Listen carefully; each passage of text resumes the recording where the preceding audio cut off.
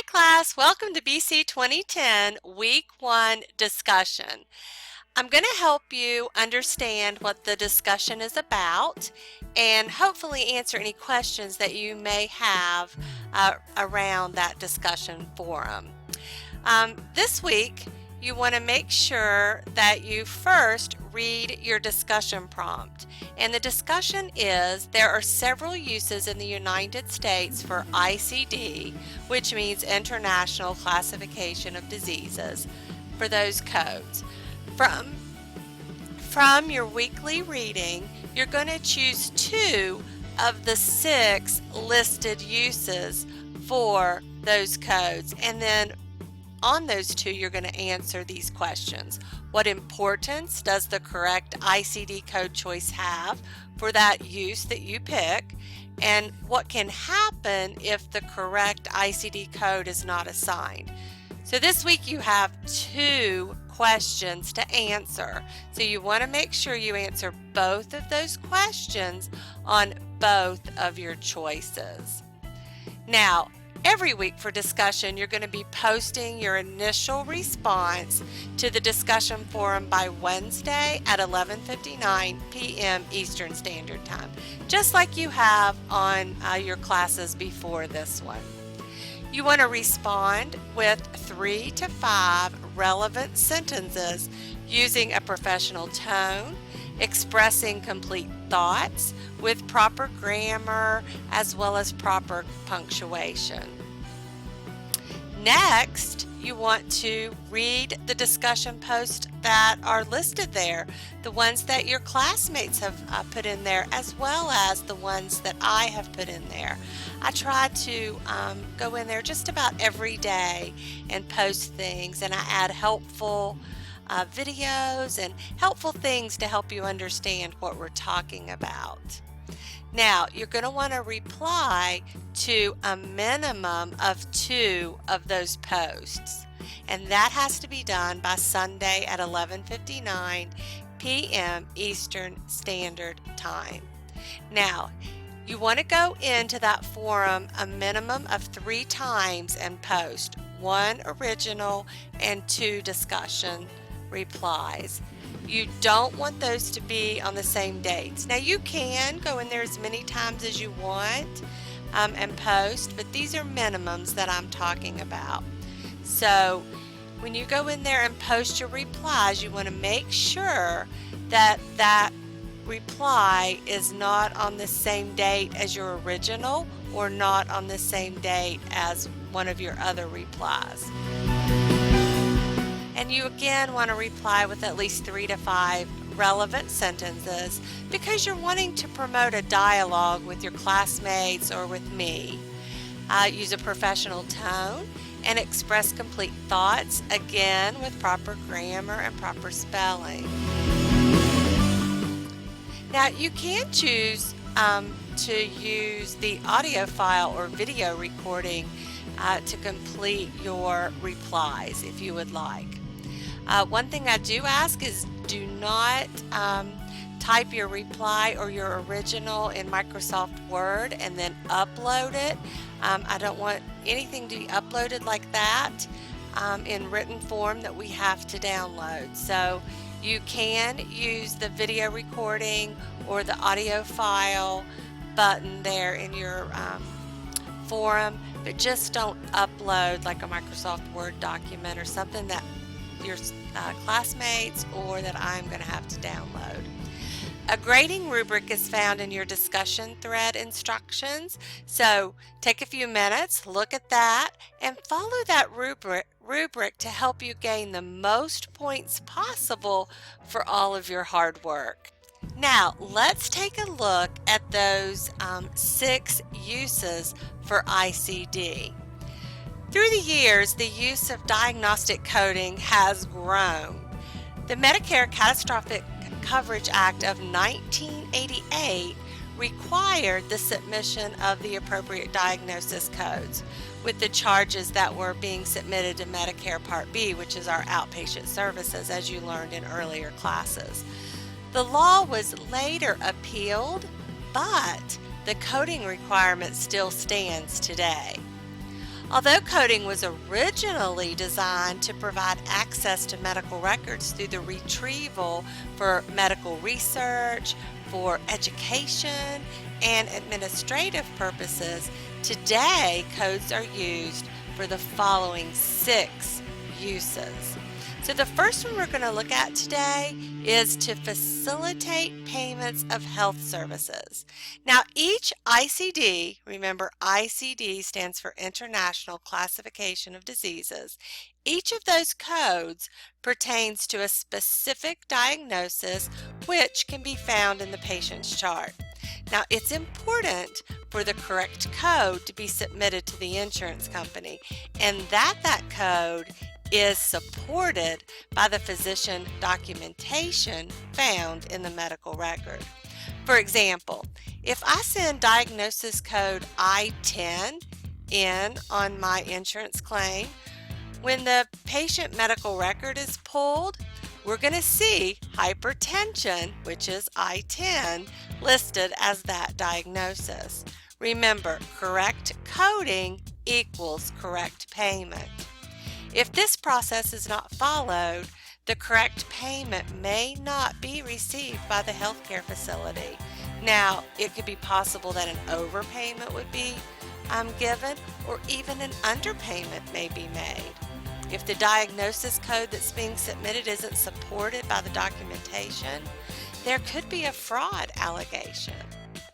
So, if this is one that you decide to use in your discussion, facilitate payment of health services, you want to make sure that you answer these 2 questions about that. What importance does the correct ICD code choice have for facilitating payment of health services? And what can happen if the correct ICD code is not assigned in facilitating payment of health services? The second use found in Chapter 2 of your step-by-step textbook is evaluate patients' use of healthcare facilities. The use and results of coding are widespread and they're evident in our everyday lives. Many people hear the results of coding on a regular basis and they don't even know it. Anytime you listen to the news or you hear a newscaster refer to a specific number of flu cases in your area, or maybe you read a news article about an epidemic of measles, you are seeing the results of diagnosis coding. You can see if these were reported incorrectly, how it would be hard to determine what states were experiencing outbreaks such as flu epidemics. Now, if you choose this one, evaluate patients' use of healthcare facilities, remember to answer these 2 questions. What importance does the correct ICD code choice have for evaluating the patient's use of healthcare facilities? And what can happen if the correct ICD code is not assigned when evaluating patients' use of healthcare facilities? Now, the third use is to study healthcare cost. Greater specificity regarding clinical conditions and services delivered are going to provide payers, policymakers, and providers with better information to make major refinements to the U.S. For our reimbursement systems, including the design and the implementation of pay-for-performance programs. Greater detail may lead to better justification of the medical necessity and improved implementation of national and local coverage determinations. Risk adjustments are going to depend on the adequacy of diagnosis coding for capturing those relevant patient behavioral risks. Such as smoking, the lack of exercise, or poor dietary habits.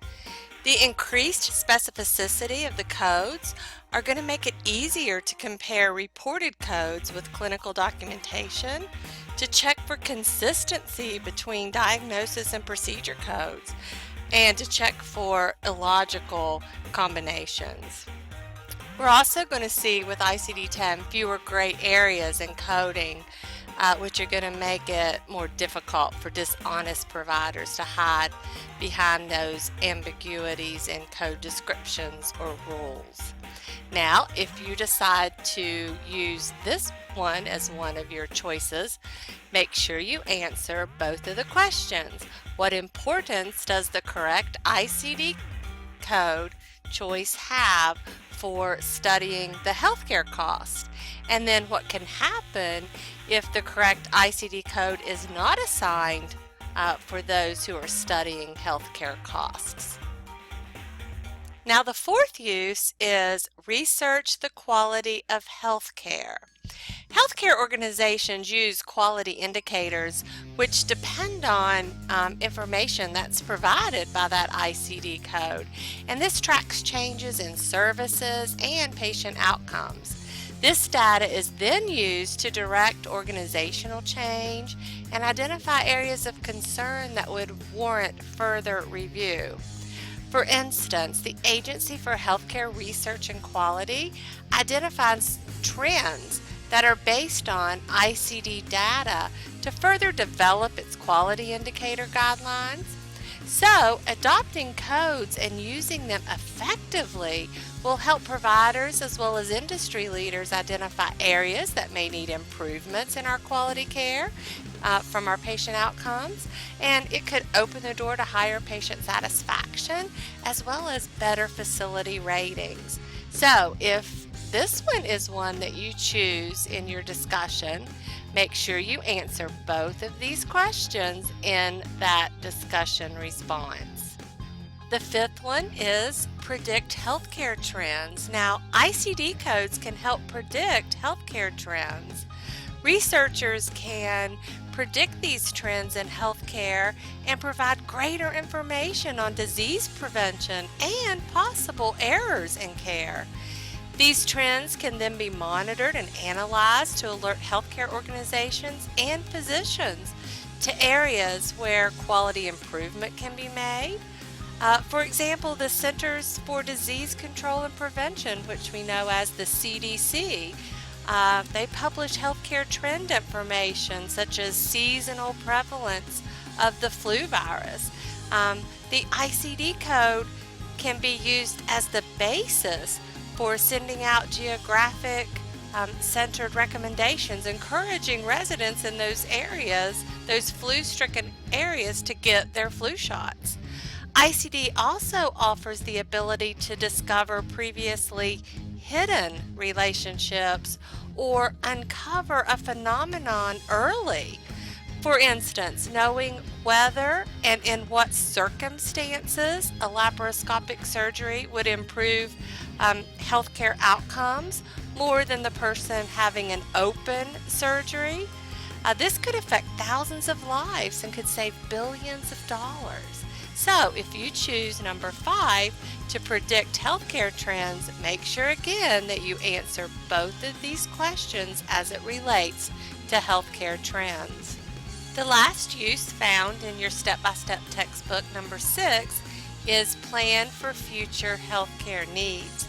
Accurate diagnosis coding has the potential to provide better data for evaluating and improving the quality of patient care, as we learned a little bit earlier.